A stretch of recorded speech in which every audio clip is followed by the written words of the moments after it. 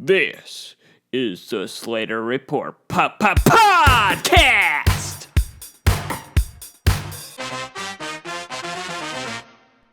Today is Tuesday, September 10th. I'm doing an audio-only version of this week's episode of Slater Report podcast, mainly because I have no internet. I'll get to that in just a minute. But I want to start off with DirecTV versus Disney. Yeah, in case you all have DirecTV Stream, or Uverse, you probably heard that AT&T and Disney are in a fight right now, and you probably noticed that if you're a big sports fan, mainly college football, mainly SEC, you have lost all ESPN channels along with the other channels like ABC. It's your local is ABC News, Disney Channel, Freeform. All of those Disney channels are now gone starting September 1st. Yeah, we're now 10 days into the contract expiring, and we're no closer than a contract being made. They're both being greedy, but honestly, they're both kind of being greedy about money, but it's mostly Disney's fault. Because, every time these contracts expire, they're asking for more money.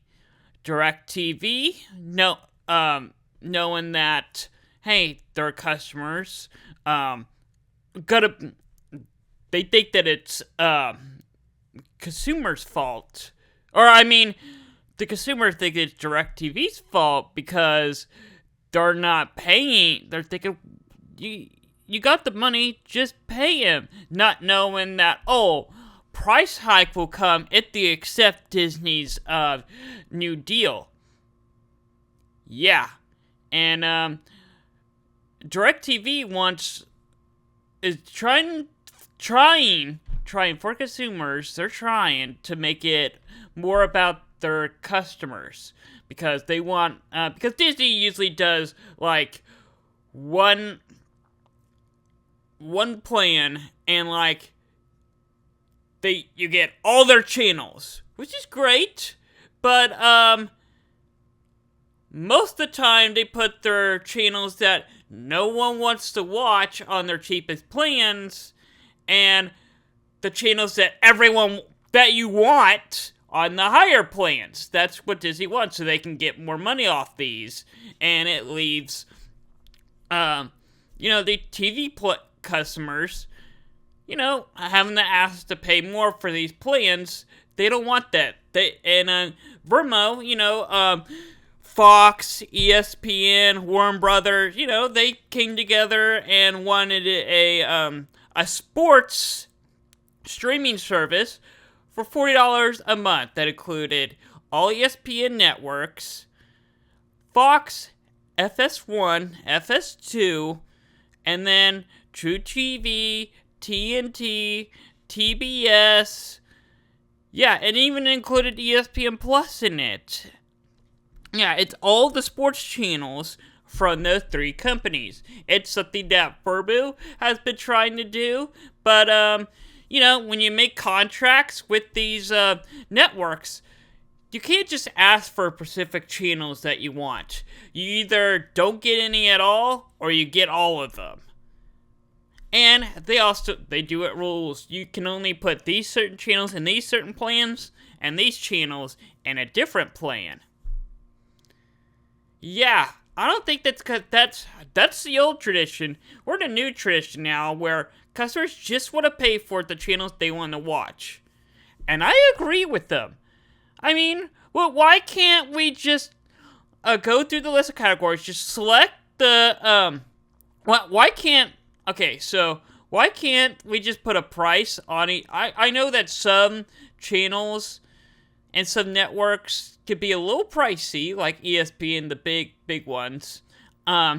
But why can't we just go have a provider that, just lists all the channels that they have agreement with, and you just check boxes, and if, a dollar or two on a couple of channels, and then like you can see your payment increase. You know, the little kind of like a total like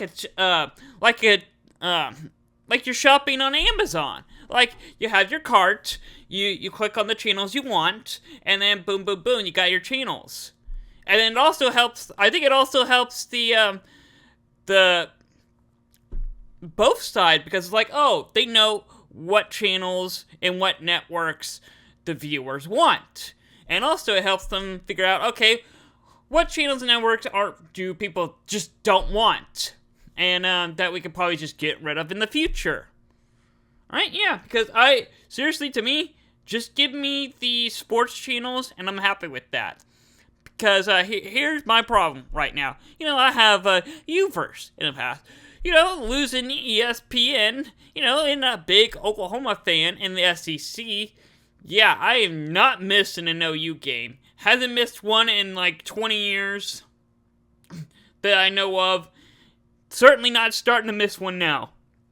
Just because of a TV fight. Yeah, so, yeah, I got rid of Uverse. I went to YouTube TV.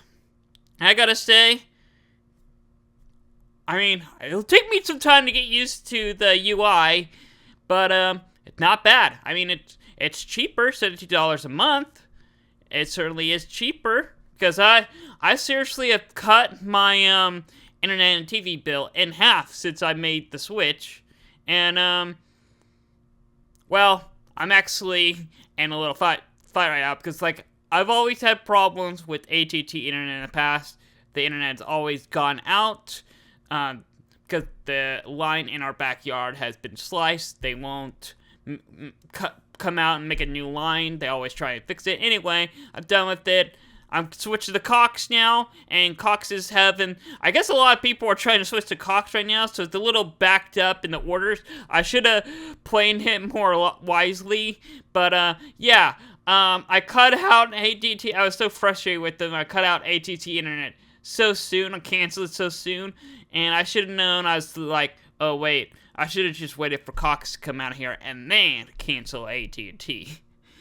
Anyway, yeah, gotta wait just a couple more days without internet, but surely by this weekend I should have full internet access, all the channels that I want, all the sports channels that I want, and yeah, and I'll be back to breaking news and getting things posted on Twitter and Uverse. I mean, YouTube, on YouTube more often, back to what I was doing, you know, week one and back week one. So hopefully this is just a 1 week thing. Yeah, but anyway, yeah, I'm excited. I am so excited for the football season. Wow, a lot happened. I missed a lot of good games. But yeah, I'm ready for week 3. But I wanted to take it time because I want to make sure I get my internet all fixed up. But yeah, let's quickly. I'm gonna keep this episode a little short because I'm basically using my phone hotspot for internet, so I gotta figure out some way to get this uploaded quickly. So I gotta keep this episode short, so it's not a big file. But go quickly over the teams that I'll talk about the teams we cover first, and we'll see how long this episode is really. But yeah, let's start off with Oklahoma. Yeah, it's my team. Did not execute the game plan. They won 16-12. They got a hot start in the first quarter, but yeah, since then, Houston kept in the ball game. I mean, both sides. It was a defensive game for sure on both sides. And it's just offense on both ends just had a hard time getting things going. Yeah, I don't know what else to say, but Oklahoma offense, you're in trouble. Texas, on the other hand, beat Michigan. I would probably say Texas' biggest win of the season, but Michigan is Michigan this year. They are no national championship team. They might even fall out of the AP ranking here in a couple weeks. because that Big Ten schedule is going to be hard. Texas ended up winning 31-12. And then Kansas. They played Illinois. Yeah, it was my underdog game last week. I had Illinois winning the game, so I had an upset alert for Kansas. I was right. Illinois knocked off Kansas 23-17. There goes my hopes of Kansas being competitive in the Big 12. I guess it comes down to Oklahoma State. Oh, wait a minute. They went to double overtime with Arkansas. Yeah, double overtime. Ollie Gordon had a hard time getting things going. But he did win the... Ollie Gordon, for some reason, didn't want to show up the whole first 4 quarters. But in overtime, he was lighting it up-ish. Or back to being him. But, yeah, Oklahoma State ended up winning 39-31. Oh, and get this. They both missed field goals in the first overtime. Yikes. All right, let's quickly go over some of the bigger games, the bigger upsets. Alabama ignored the score, but they beat South Florida 42-16. Y'all remember what happened last year when South Florida played Alabama, nearly took them down? It was a one-possession game at the beginning of the fourth quarter. Alabama lit it up in the fourth quarter. Also, Northern Illinois knocked out. They came to South Bend on the road, playing number 5 Notre Dame, and beat them. They blocked the field goal, Notre Dame field goal, and win 16-14. Also, Oregon in a close game with Boise State, 37-34. Won the game close, but maybe they got a little side help because they can. Boise State potentially might be in the playoff race. Well, we shall see. Missouri, another great win, 38-0. Another shutout over Buffalo. Utah beat Baylor 23-12. Miami with another big over Florida A&M 56-9. USC with a shutout 48-0 over Utah State.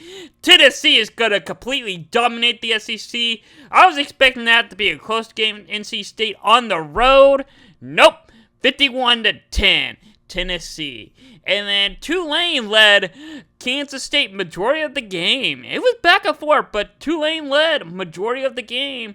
But Kansas State ended up coming off the top. They finished the game just right, 34-27. And then Iowa State with a big upset over Iowa, 20-19. Yeah, that was on the road. And another big win for Syracuse. Yeah, 31-28 over Georgia Tech. The team that was Georgia Tech was ranked heading into this week. Not anymore after beating Florida State.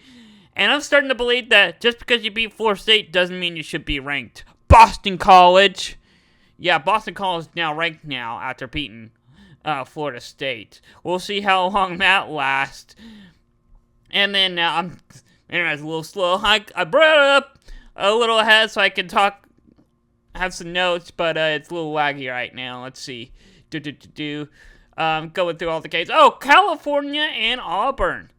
I was expecting Auburn to completely, I wouldn't say blow them out, but get a decent win since they're at home. California, suddenly you lead the Pac-12 and join the ACC, and suddenly you're a good team. Okay, they might even be better than Florida State. And then South Carolina, after having a scary week last week, beat Kentucky 31-6. What a win for South Carolina. And then Florida just being decent win over Samford 45-7.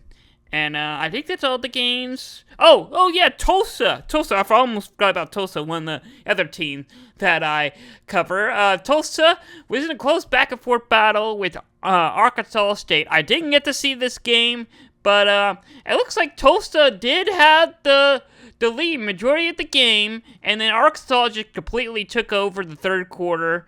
No points scored in the fourth, and Arkansas holding off the win 28-24. And then Vanderbilt beating Alcorn State 55-0. Where had this Vanderbilt been the last couple of years? And then Nebraska, probably with the biggest win over the weekend, over Colorado, 28-10, where it's hard to tell. Did Sanders really get injured in the fourth quarter, or did he just quit on his team? And he had a weird press conference where he's like, how many times did Nebraska player quarterback get sacked over me? It's like, okay. I'm like, you're supposed to be the team leader. You're the quarterback. You're supposed to take the blame no matter what. And you're putting all the blame on the offensive coordinator, on the offensive line. Yeah, it may be true. Offensive line's at fault. But you do not do that. Say that.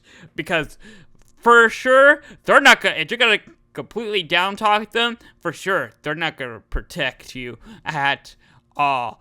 Alright, that really basically sums up those games.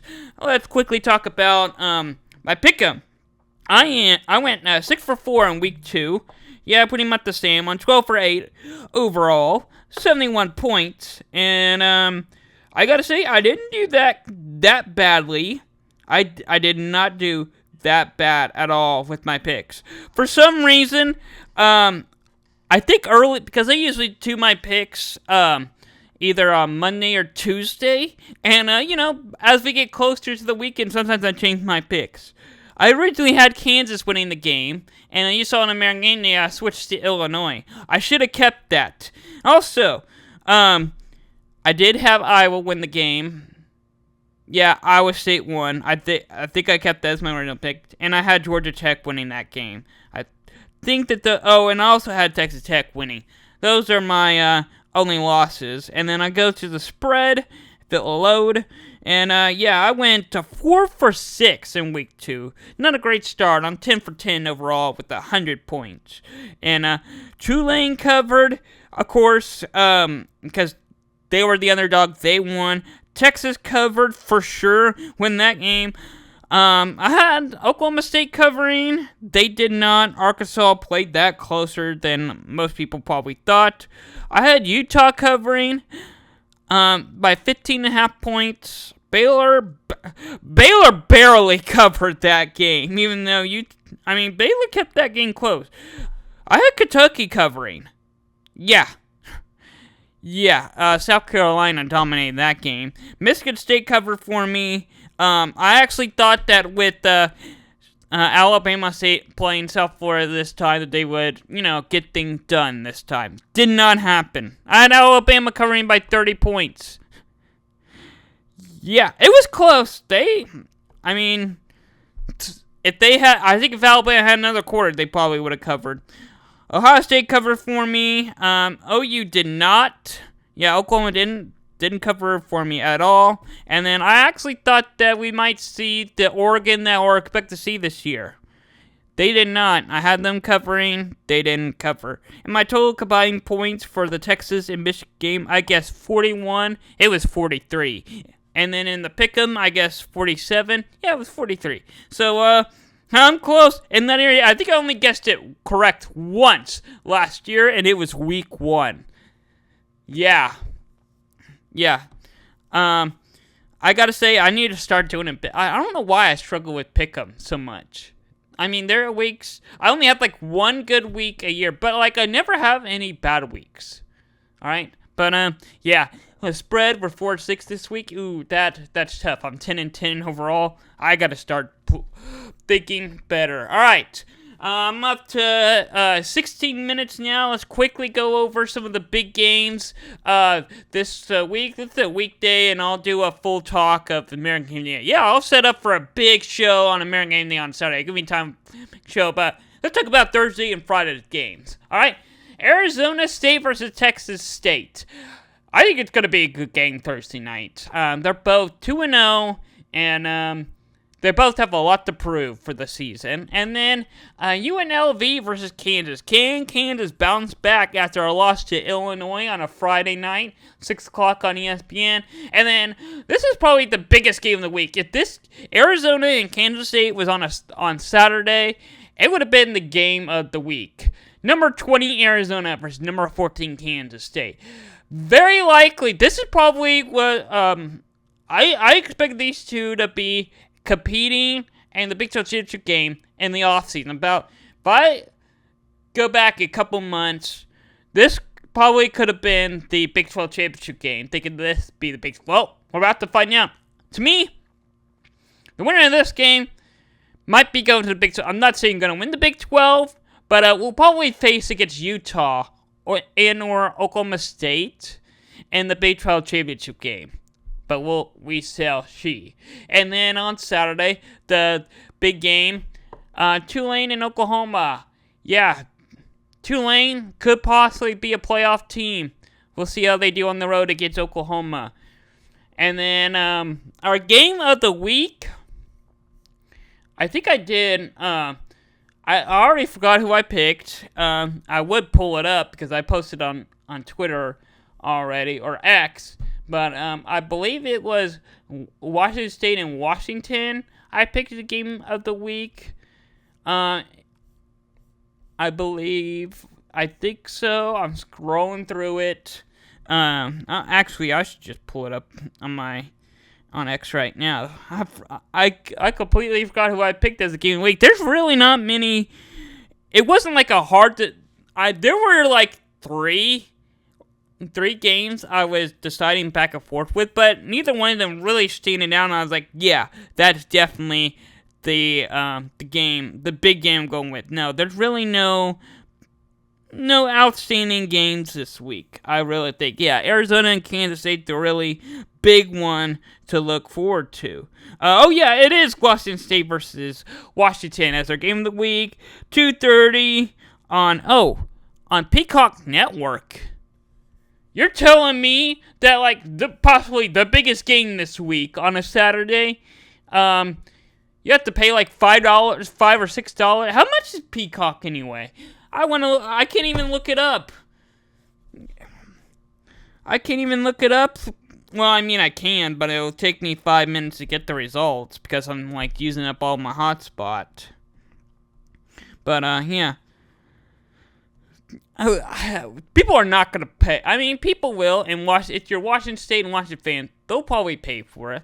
But if you're not, I don't think they will. I just do not think they will. I am still trying to look it up, how much Peacock costs a month, and of course, I don't see it first thing. Loading. It's $7.99 a month. I'm not paying $8 just for one game. No. Maybe for the Olympics, because that was a great deal. But, yeah, just for one game. Yeah. Sorry, NBC, I'm not paying for that. I'll just watch the, there are a lot, it is a 2:30 game, and Oklahoma and Tulane's on at 2:30, so, most definitely I'll be watching that game over this one, with my team, but I'll be watching the score updates and the play-by-play eventually. I'll be looking it up in the ESPN app and whatever app that I use. Anyway, gonna wrap up this week's episode of Slater Report Podcast, audio-only version. Sorry about the delay in the episode and that there's no video of it this week. I actually had a great episode planned. I originally was gonna talk about the DirecTV and versus Disney idea, but yeah, that's all I gotta say. I wasn't planning to go deeper into it. It's just going to be a quick update for you. But, I mean, it really messed me up for my plans for the videos and kind of delayed me. But I'm hoping I get my internet back this week, tomorrow at the latest. And I'll be going deep. As soon as I get it, I'm going deep into building, creating a good American Indie episode for you guys. Sorry. All right. See you guys, hopefully on Saturday. This is the Slater Report Podcast.